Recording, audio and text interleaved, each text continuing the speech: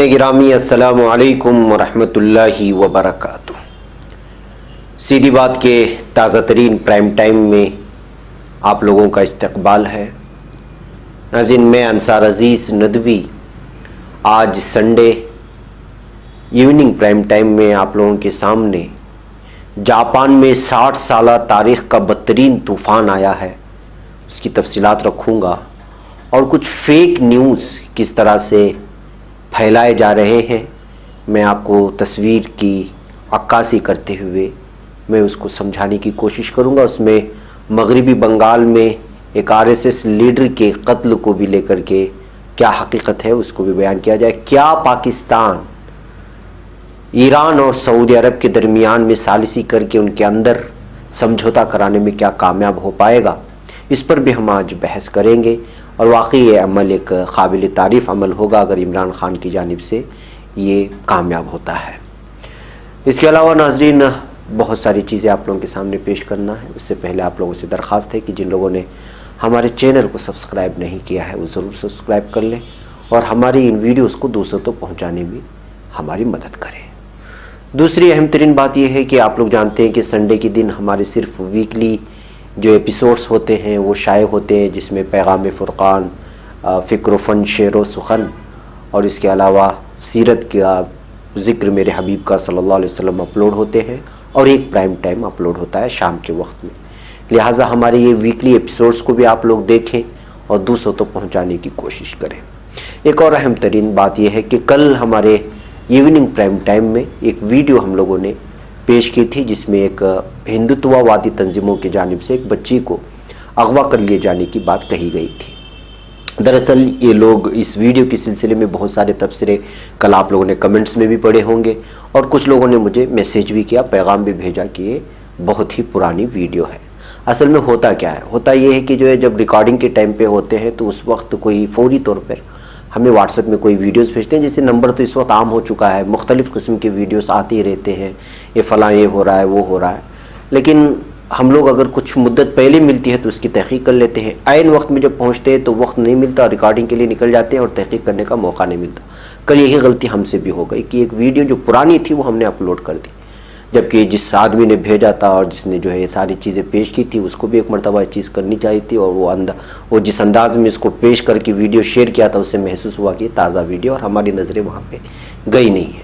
जो लोग इस तरह की चीज़ें पेश करने के बाद हमें रहनुमाई करते हैं, बल्कि बहुत ही इस्लाही अंदाज में तनकीद किए बग़ैर बड़े खैरखाना अंदाज में हम उनका इस्तकबाल करते हैं, उनका शुक्रिया भी अदा करते हैं कि जब कभी भी कोई गलती हो या हमसे भूल और चूक हो जाए तो ज़रूर हमारी रहनुमाई करें। हम यहाँ पर जो है आप ही की खिदमत करने के लिए बैठे हैं। बहरकैफ नाज़रीन, आइए इस वक्त हम बात करते हैं जापान की। जी हाँ, 60 साला तारीख़ का बदतरीन तूफ़ान आया हुआ है जिसमें बहुत सारे लोगों के हलाक होने की खबरें आ रही हैं। जापान में हफ्ते के रोज़ बेहद ताकतवर तूफ़ान हग्गी बस की जद में आने से कम 14 अफराद की मौत हो गई है, जबकि 150 से ज़ायद दीगर ज़ख्मी हैं, जबकि इस दौरान 27 अफराद लापता हैं। हग्गी बस के दौरान काफ़ी तेज़ रफ्तार हवाएं चलीं और मुल्क के कई इलाकों में शदीद बारिशें हुईं, जिससे लैंड स्लाइडिंग का भी मामला पेश आया। मकामी मीडिया रिपोर्टों में इतवार को इसकी तस्दीक की गई है। रिपोर्टों के मुताबिक तूफ़ान की वजह से मरने वालों की तादाद में मज़ीद इजाफा होने का खदशा है, क्योंकि कई इलाकों की इत्तला मौसूल होना बाकी है। मुल्क के मुख्तलिफ इलाकों में नदियाँ तुग़यानी पर आ चुकी हैं और नदियों का पानी रिहायशी इलाकों में घुस चुका है, जबकि सैलाब और लैंड स्लाइडिंग की जद में आने वाले मुल्क के वस्ती, मशरक़ी और शिमाली मशरक़ी इलाकों में बचाव व राहत की कार्रवाइयाँ चल रही हैं। इस हादसे के बाद टोक्यो मेट्रोपॉलिटन और आसपास के इलाकों के 2,50,000 बाशिंदों को इतवार की सुबह तक बग़ैर बिजली के रहना पड़ा। इनमें से चीबा सूबे के 1,09,100 कुंबे भी शामिल हैं जिन्हें बगैर बिजली के अंधेरे में रहना पड़ रहा है। चीबा सूबे में सितंबर में फिक्साई तूफान के कहर का सामना करना पड़ा था। टोक्यो इलेक्ट्रिक पावर कंपनी ने कहा है कि तूफान के साथ चली तेज आंधी की जद में आकर कई मकामात पर बिजली की लाइनों को नुकसान पहुंचा है और दरख्त और साइन बोर्ड बिजली की लटकती हुई तारों के राब्ते में आ सकते हैं। कंपनी ने लोगों से अपील की है कि वह ऐसे तारों के पास ना जाए और न छुएं, क्योंकि उससे करंट लग सकता है।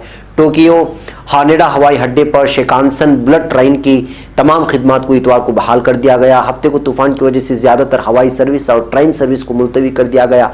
अगरचे हानेडा हवाई अड्डे से होकर इतवार को आने और जाने वाली ज्यादातर कई परवाजें पहले ही से मनसूख कर दी गई है, जबकि टोक्यो सबवे के ऑपरेशन को सुबह में सिक्योरिटी वजूहात की वजह से मुअत्तल रखा गया।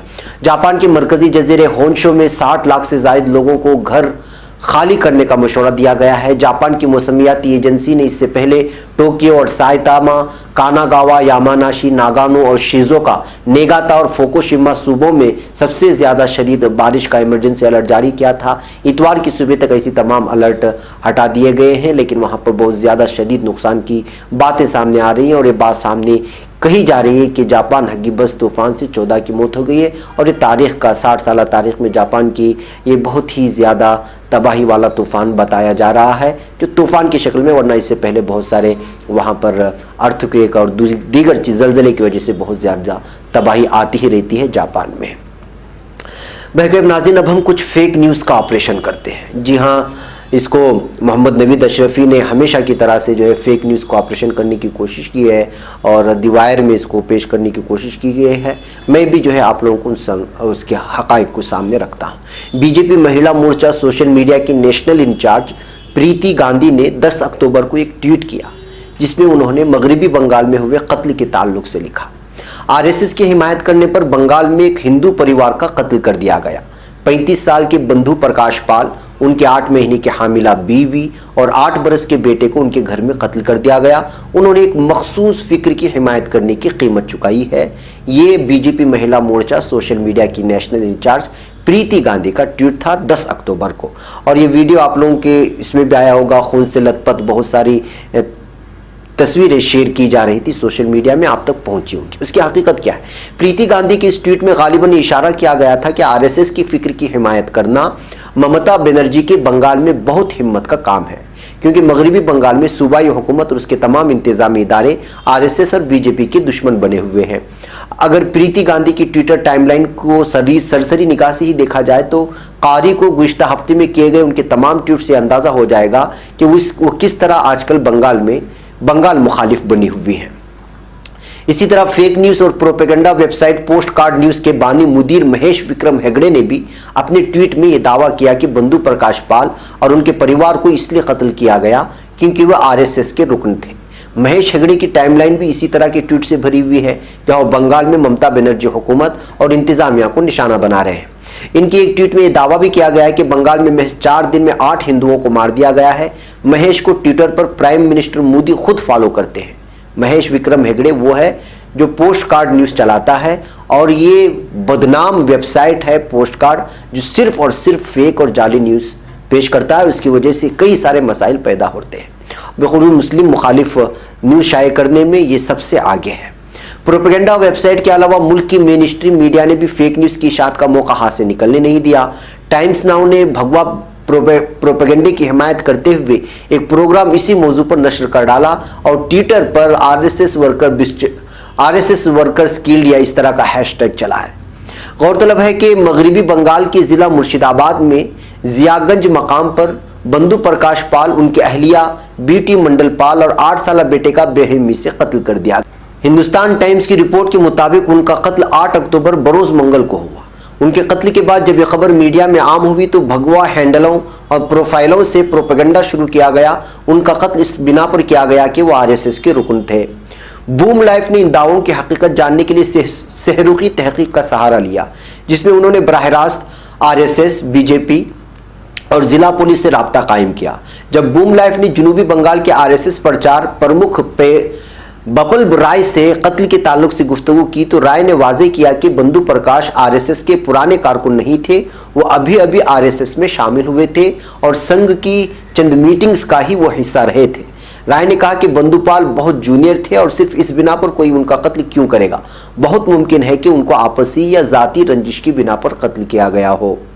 बीजेपी के सूबाई सदर दिलीप घोष ने बूम लाइफ को मुतला किया कि इसमें कोई शक नहीं है कि मगरबी बंगाल में अमन अमान का निज़ाम मुकम्मल तौर पर तबाह हो चुका है, लेकिन इस बिना पर यह दावा नहीं किया जा सकता कि RSS की कुछ ही मीटिंग्स में हिस्सा लेने वाले किसी नए कारकुन और उसकी बीवी बच्चे को इसलिए कत्ल कर दिया गया हो क्योंकि वह आरएसएस रफ़क़ा में से थे।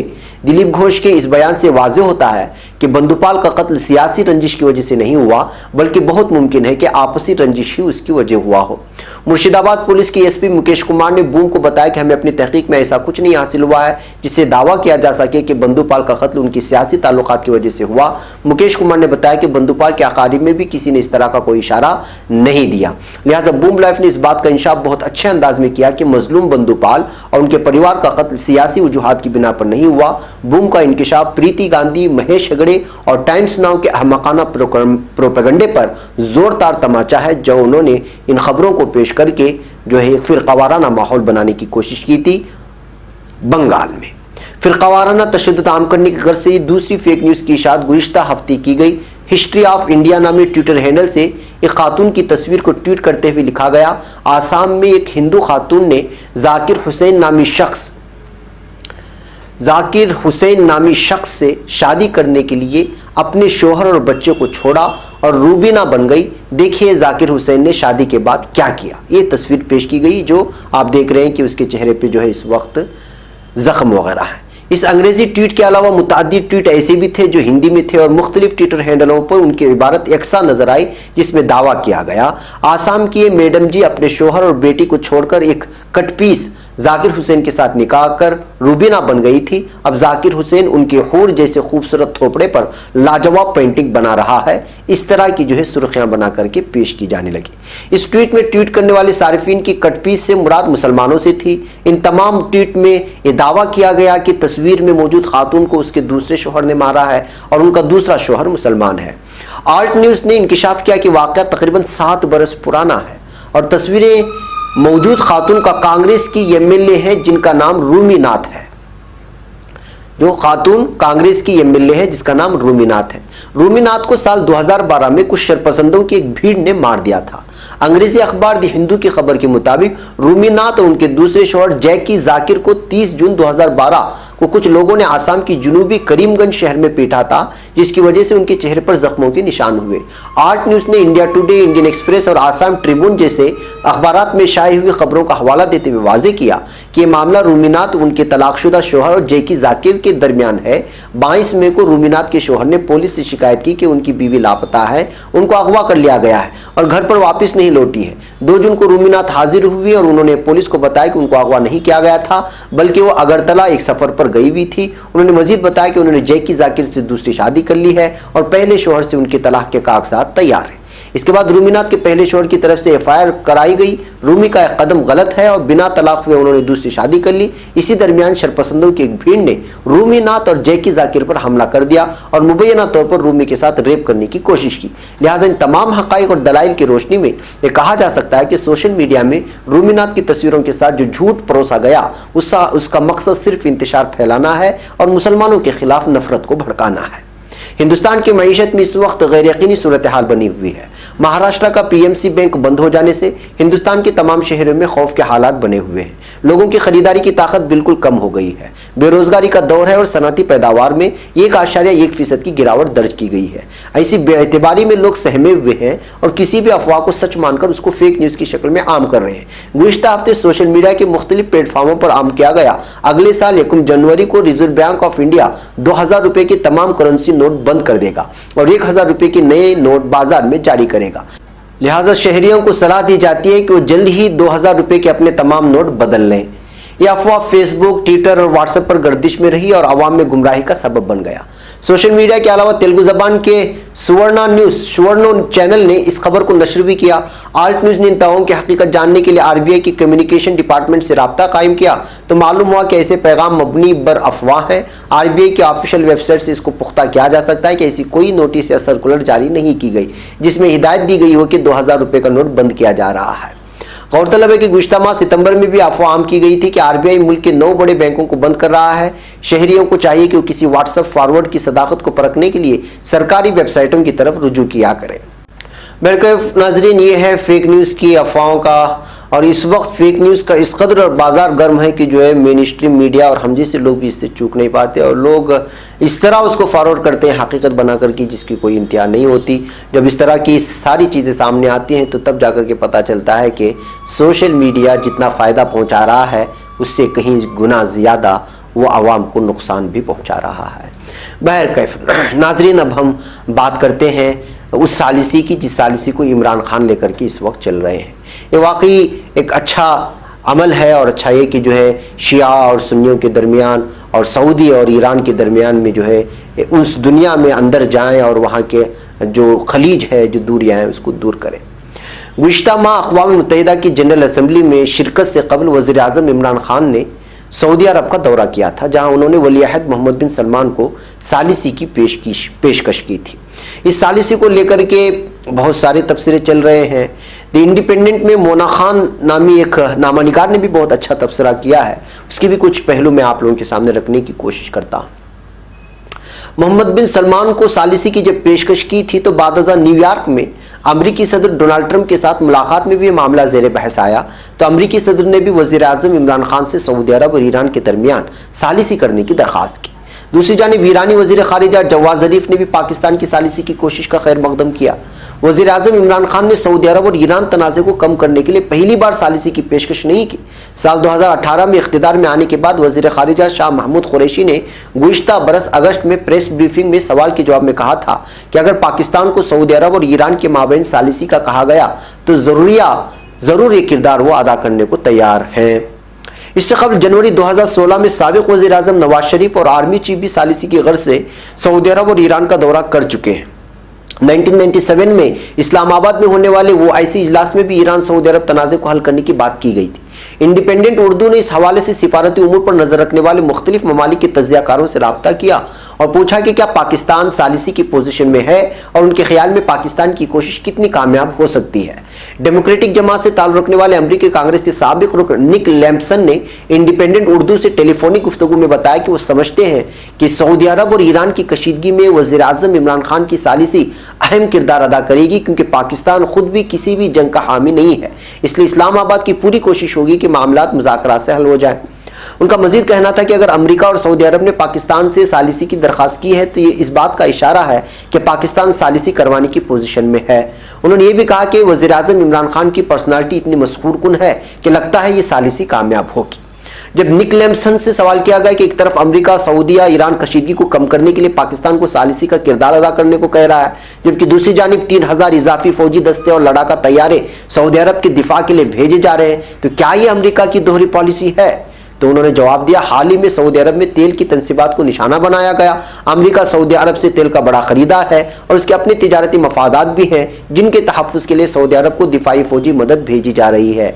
उन्होंने मजीद कहा कि अमेरिकी सदर ट्रंप पर उन्हें एतमाद कम है। कुछ कहा नहीं जा सकता कि सदर ट्रंप के जहन में क्या चल रहा है, वो अपने ज़ाती तिजारती मफादात का तहफ़्फ़ुज़ कर रहे हैं या फिर अमेरिका के मफाद का। इंडिपेंडेंट उर्दू ने ईरान की निजी टीवी से वाबस्ता तज्ज़ियाकार सैयद राशिद नकवी से भी रब्ता किया और पूछा कि ईरान इस सालिसी की कोशिश को कैसे देखता है। तो उन्होंने जवाब दिया कि तेहरान ने सरकारी सतह पर इस कोशिश का खैर मकदम किया है, बल्कि कहा है कि सऊदी अरब से बराह रास्त बात करने के लिए भी तैयार है। उन्होंने कहा कि पाकिस्तान की नीयत पर ईरान को बिल्कुल शक नहीं है, लेकिन चूंकि सालिसी की दरख्वास्त अमेरिका और सऊदी अरब की जानिब से की गई है, इसलिए अगर पाकिस्तान अमेरिका की हिदायत और सऊदी अरब की फरमाइशों को नज़रअंदाज करके खुद बात करेगा तो मामला बेहतर तौर पर हल हो सकता है।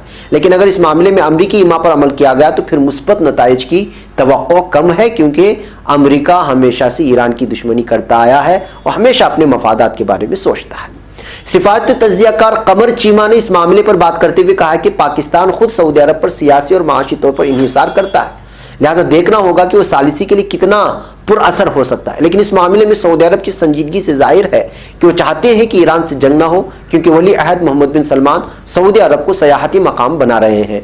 जिद्दत ला रहे हैं तो जंग होने की सूरत में टूरिज्म इंडस्ट्री भी खत्म हो जाएगी, जो मोहम्मद बिन सलमान का बुनियादी मतमए नजर है।